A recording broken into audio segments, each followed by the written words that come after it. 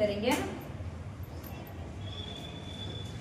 तो अपन ने आज कितने सूत्र पढ़े? 3। तो अपन शुरू से ही रिवीजन कर ले। अभी तक अपने कितने सूत्र हुए टोटल? 5। कितने हुए? 5, है ना। अपन फटाफट 5 मिनट में अपन इसका रिवीजन कर लेते हैं, पूरे अपादान कारक का जो भी 5 सूत्र पढ़े उसका, है ना। तो अपन ने शुरू करा था अपादान कारक, और अपादान कारक में क्या होता है भाई? पंचमी विभक्ति होती है और चिन्ह क्या होता है? फिर अपन ने प्रथम सूत्र पढ़ा था ध्रुवम का मतलब होता है भाई और अपाय यानी कि है ना। 2 पदार्थ या 2 वस्तुएं रहेगी, उसमें से क्या होगा भाई? एक क्या होगा? अलग हो जाएगी, और एक जो स्थिर रहेगा उसकी क्या होगी? अपादान संज्ञा, है ना। ये पढ़ा था। कोई दिक्कत? पेड़ से पत्ता गिरता है तो पेड़ से क्या हो रहा है? पत्ता अलग हो रहा है, और अपादान संज्ञा किसकी होगी? पेड़ की। फिर अपन ने क्योंकि पत्ता अलग हो गया। फिर अपन ने पढ़ा था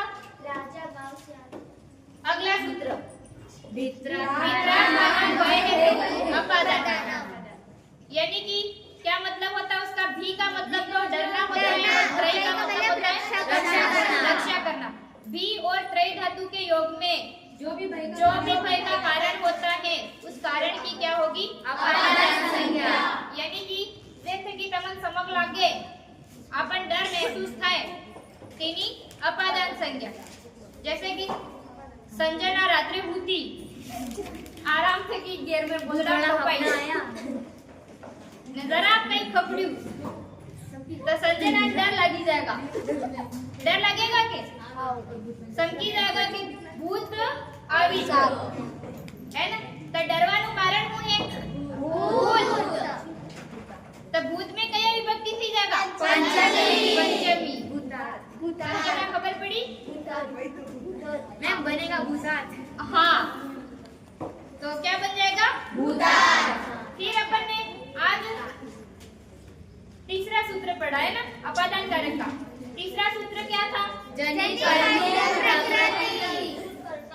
जनि कर्तुः प्रकृति, यानी कि जन धातु के योग में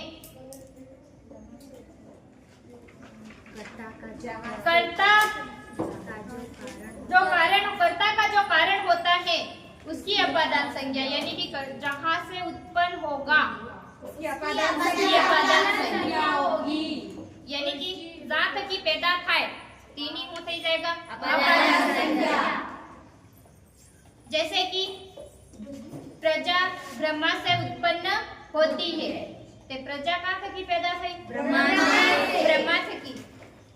ते ब्रह्मा में अपादान संज्ञा यानी कि पंचमी विभक्ति किसमें लगेगी? ब्रह्मा में।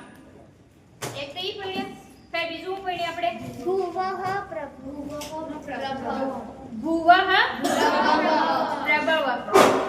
प्रभवः। तो उसमें भी अपन ने पढ़ा था कि भू धातु के योग में कर्ता का जो प्रथम उत्पत्ति स्थल होगा उसकी अपादान संज्ञा होगी।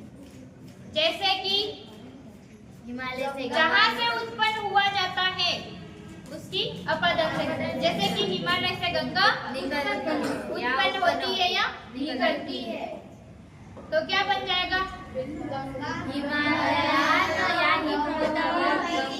अपादान संज्ञा किसकी होगी? हिमालय की।